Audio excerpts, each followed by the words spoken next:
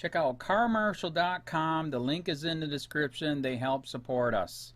Now to some good news. I think it would be qualified as good news. We've been hard at work for a long time to gain some recognition and some success with the Florida statewide grand jury.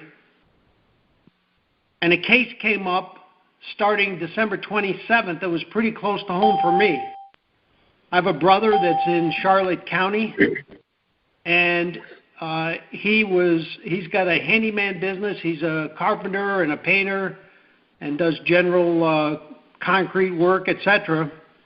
And he got a call on December 27th from a guy who said he was a UPS person and that they had a package for him and he needed to go down to the UPS distribution center to pick it up. And he said, look, I'm working, just deliver it tomorrow. And they wouldn't take no, so they ended up calling him back 3 times and said they couldn't deliver it. There was a problem with the scanner. And so he went down and picked up the package. He signed for the package. He picked it up. He looked at it. He says, I'm not expecting a package. He shook it. He didn't know what it was. Put it in his back seat, and he backed up 2 feet, and the deputy sheriff's car came up behind him, lights flashing. Deputy jumps out with a gun drawn. I'm sorry? Okay. And another... Rubber. Somebody want the floor? No, I muted both of them. Okay. Thanks. So then a guy came up beside of him in a black pickup truck, jumped out of the black pickup truck with a full mask on and gun drawn. And they claimed they had a warrant for the package. They jump into the back seat, rip the package out of the car, open it up on the hood of the truck, claim it's filled with narcotics, and then slap some cuffs on him, really hurt him, put him in severe pain. He thought he was going to faint. And he asked them, look, I'm not resisting arrest, just relax these cuffs a little bit. They said no. Put him in the back of the car. As they're driving him to the sheriff's, they stop and take some scenic photos of the ocean, and then they deliver him, and he's diabetic. They refuse to let him get access to his medicine. They take him out of the car, and he's bleeding from the cuffs. Long story short, they really did a lot of abuse, but I want to bring your attention to his affidavit, because when I heard of this, I said, well, the first thing you got to do is an affidavit. And I sent out in the announcement the place to go is the Charlotte County Clerk of the Court website. Under the court record search, you would go there, put in the case number, do a little math problem, and you can get access to the affidavit. Has anyone been able to pull that up? Not yet. No one, huh? Okay, let me just read a little bit of it so you get the tone of it. I, David Allen Dowdell, with domicile at 1259 blah, blah, blah, Lake Susie, as one of the people of We the Peoples in sui juris, with all due respect, within the best way to proceed, with the truth, the whole truth, and nothing but the truth, not misleading, declare as follows. Number 1, on December 27, 2017, while eating lunch, David Allen Dowdell received a phone call from someone identifying themselves as a driver for United Parcel Service. This phone call and subsequent calls referenced in this affidavit came from the number 941-769-2598. Number 2, the person who called David Allen Dowdell stated that UPS had a package for David Allen Dowdell and that it was put on the wrong truck. Number 3, the supervisor was going to bring it to the UPS distribution center located on Kings Highway in Port Charlotte, Florida. Number 4, the caller instructed David Allen Dowdell to come to the location to retrieve the package. David Allen Dowdell stated to the caller that this was odd, as David Allen Dowdell was not expecting any packages. Subsequently, number 5, subsequently over the next few hours, David Allen Dowdell received at least 3 more calls from this person and the number. Number 6, they even left a message for David Allen Dowdell on his voicemail. Number 7, finally, later in the day, while at work, David Allen Dowdell requested that they just deliver to David Allen Dowdell the next day. Number 8, David Allen Dowdell was told that this was not possible because of some scanning issue and that David Allen Dowdell had to come to the location to pick it up. Now, I want to stop there because what I want to show you is how a fact-based affidavit is created. It is strictly a statement of what happened, no opinion, no speculation, no attempt to define the crimes or the criminal activity, just the activity that took place, the facts. Now, this affidavit goes 8 or 10 pages long, and anyone with any knowledge of criminality would read this thing and see the enormous list of crimes committed by the folks that did this. Further, evidence is pointing towards entrapment, and potentially the evidence is beginning to look like a potential conspiracy between UPS and the law enforcement folks. So they put 3 felony charges against him that totaled 5 years in jail and a bunch of money in fines. So the affidavit went in on, I forgot what date. Hang on. Affidavit on the 7th of February. And from his arrest on the 27th, his hearing was due on this past Monday, the 12th. So the affidavit gets notarized, put into the public record, and then a certified copy is pulled out of the public record and put into his court case. Then on Thursday, which would have been before the 12th, which is a Monday, on Thursday, 2 of the Florida statewide grand jury administrative investigators made a visit to the clerk of records at the sheriff's office in order to demand a copy of the oaths and the bonds involved in the arrest. And these folks are very professional and very pleasant in terms of working with the public servants. And they were assured by the clerk, after learning, they educated her about some of the key parameters in the Magna Carta.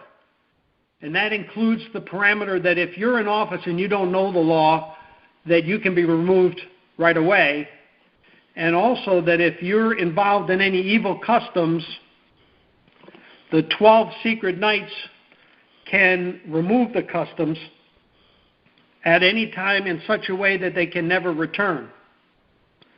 So that's not a threat, that's really teaching them the common law. So then some funny business started to happen where we had what I think, just my personal opinion, we had the sheriff's office clerk of the court trying to test to see whether the grand jury really understood the law. For example, one of the grand jury administrators got an invitation to simply go to the website, sign on and get a password, and then get access to the records directly. But then, of course, we think that that is giving up jurisdiction and going outside of the common law. So, if I may? Yes. Yeah, absolutely. Anytime you register, you're giving up jurisdiction. Thank you. Okay. In addition, they sent a letter. So the grand jury's practice is to use the victim's address as the mailing address for the grand jury administrators.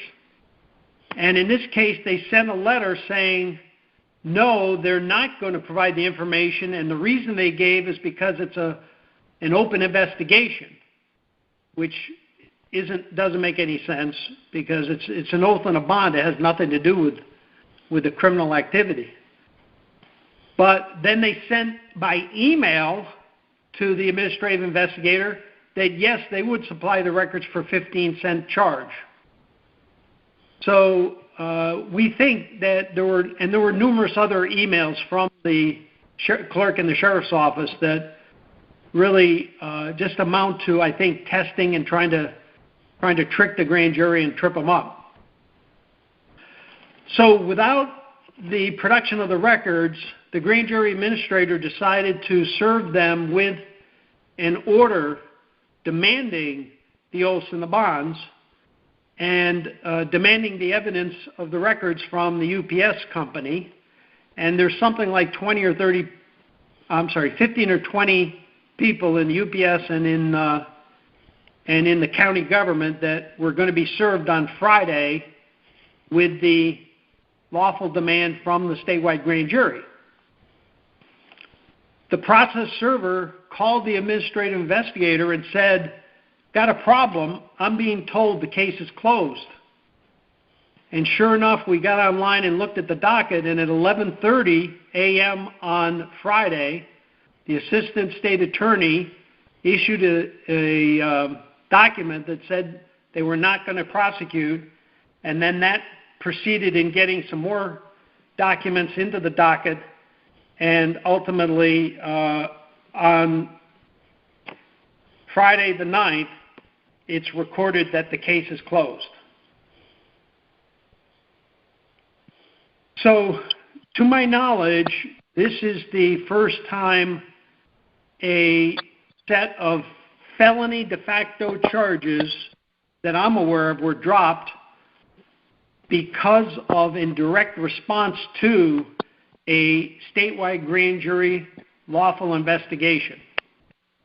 This does not mean that the grand jury is going to drop the case, because the victim, who happens to be my brother, needs to be made whole.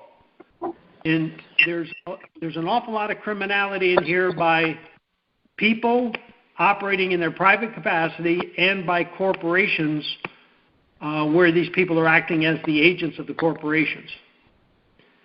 I yield. May I? Yes. A couple of questions, Roger. This is John Chimber. Who was the package from, and why did they have a vendetta against your brother? Good questions. We don't know who it was from.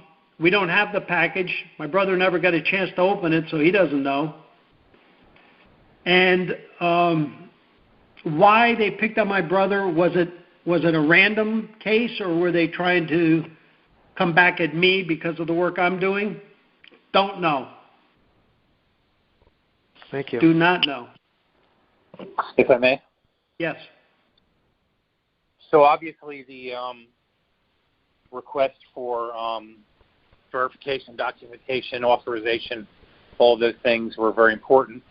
One thing that I noticed that I felt should not be omitted is in those type of queries, always from de jure to de facto, is a request for the registration of the foreign agent, meaning bar attorneys, right? So they're foreign agents, and they have to be duly registered to operate here according to the military manuals. Of course, we're under, martial law since 1870s. And so, but anyway, bottom line is we should always include in our requests for documentation proof of registration as a foreign agent. I yield. Good point. You're right. Who should register? We omitted that one. Good point. And if I may, I mean, yes. If anything, if there's any weakness anywhere, that one there is going to smack them down because none of them are registered. I yield. Yep. Do you have evidence to that effect? Yeah, we'll just try to find it. Just query a bar number and try to search public records for a foreign registration pursuant to the code. I mean, I've done it, and I can dig up the code. They're supposed to be registered as foreign agents, and no one ever is. Do you know where such records, if they did exist, where would they exist? Yes, all 50 states have an adjutant general that is responsible for the peace and prosperity of we the people, okay? Not those who have willingly contracted to the de facto, okay? But they're there to protect we the people that have duly corrected their status in this case at this point. But back in the day, that wasn't necessary. But the bottom line is that system is in place. And so they're supposed to register with the adjutant general. Every state has an adjutant general that is responsible for overseeing the bar association. That's because they're foreign agents, and the adjutant general is a military with the National Guard, okay, assigned to the United States. And so in that respect, they're responsible for keeping records, okay? And so when you want to correct your political status, you send all your paperwork to him and you tell him, hey, you fix this shit all the way across the board. And not only that, but I got a guy over here, this bar number here, is he a registered agent?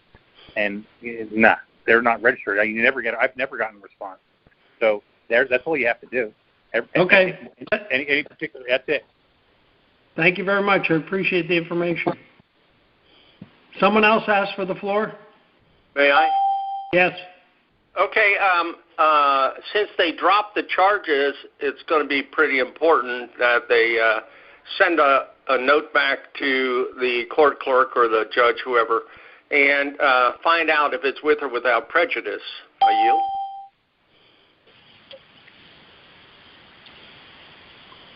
Emilia. I'm sorry? Emilia. My name is Emilia. Okay, great. Roger, did you copy that, what I said? Yes, I did. Okay. So it's because I talked to Bill Thornton about this one time in one of my cases.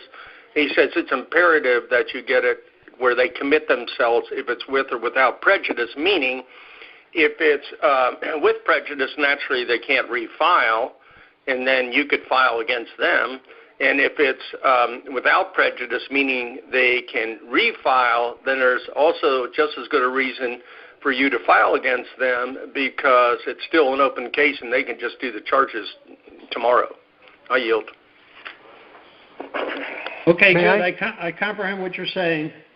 May I? One other point I want everybody to understand is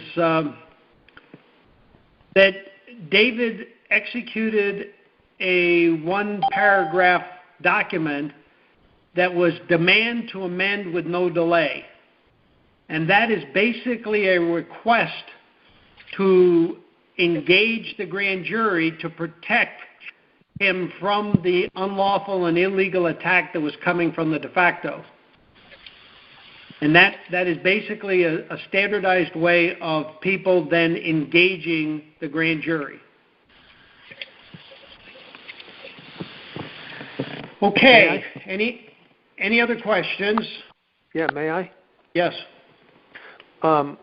Wouldn't it be prudent, too, if the case was discharged and not just dismissed?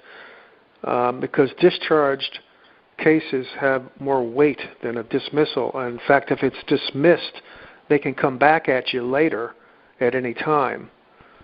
So you might want to consider that, too. In the docket, the term that's used is case closed. Closed, I see. It Thank doesn't you. say dismissed or discharged. It says case closed. I yield. And I'll be honest with you, I could not figure out what some of these documents meant. Like the first one is titled in the docket. The first one that led to the closing came from the assistant state attorney. In the docket, it is labeled as no information.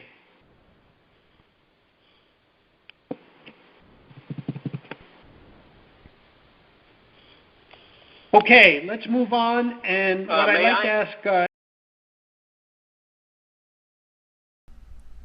Hey, Charlotte County, this is Charlotte County Cop Watch, and we got another story here for a very interesting story and situation that, again, of course, is Charlotte County Sheriff Bill PRUMMELL's unconstitutional military police state.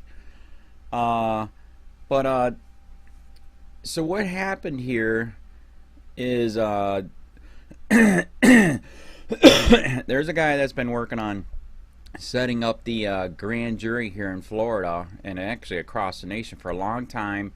We have the right, it's in our founding fathers paperwork, that we the people can have our own grand jury to hold these corrupt pricks accountable. And one of the head grand jury's people's brother was messed with, and we think this is why, was because he was this guy was, you know, head of the grand jury. And as you can see, the charges were heavy. It was insane, man. And then I was going to do a screen reader, but man, my OCR sucks balls, so I'm just going to tell you what happened. So as you can see, the charges were heavy, man. You can see them right here, but you're also going to see, this is what's bizarre. You can prove all this yourself. You know, all this is all the real stuff. Charlotte County Sheriff Court web page. You can get it all yourself. As you can see here, not in custody and closed, and then a case type is not even entered. This crap was felonies. So here's what happened. They kept having a guy from UPS call him saying, you got a package here, we forgot to deliver it, you got to come pick it up. And they've been doing the scam a lot. And the guy's like, I don't have a package coming. This guy from UPS supposedly, either that or we think he is working for the sheriff. All I know is there is a phone number here that you can call, and I called it and the guy hung up on me instantly. So either they got a CI, confidential informant, working for the sheriff, or this was actually a detective or some bull crap that's pretending to be UPS. But he kept calling him saying, you got a package, we didn't deliver it, you got to come get it. And like I said, this has happened. There are tons of articles where the sheriff's been doing this. They'll have you come down there, pick up the package. The minute it touches your car, they surround your car. Since it's a felony, this is forfeiture and seizure. They get to snag all your crap. Plus, they get a felony bust. So the courts are winning, the jails are winning, the prisons are winning, probation, tow truck, forfeiture, seizure. It's just, wow. Policing for profit to the max. And so all this crap was happening. And here's the affidavit. I'll show you this. And there it is right there, like I said. And this is a number 2. I want you to call this number. Like I said, I don't know if this is a real UPS guy. I looked this up in my paid White Pages account, and it comes up as almost, it's all blank, man. So actually, yes, this has got to be a detective. He freaked out when I called up and, you know, said this is Andrew. I'm a reporter for Charlotte County. I didn't say COPWATCH. But anyways, so this guy was charged. I mean, look at the affidavit. I mean, like, just like I said, they called him up. He came there. He put it in the car, surrounded the car, arrested him, felony charges, and he doesn't even know what's in the package or who it came from or nothing. So here's the good part of this. Like, there you go. It's all real, man. We the people. So anyways, so the grand jury people, you know, helped them to get him out of court. And get him out of court, get him out of jail, and out of this bogus charge.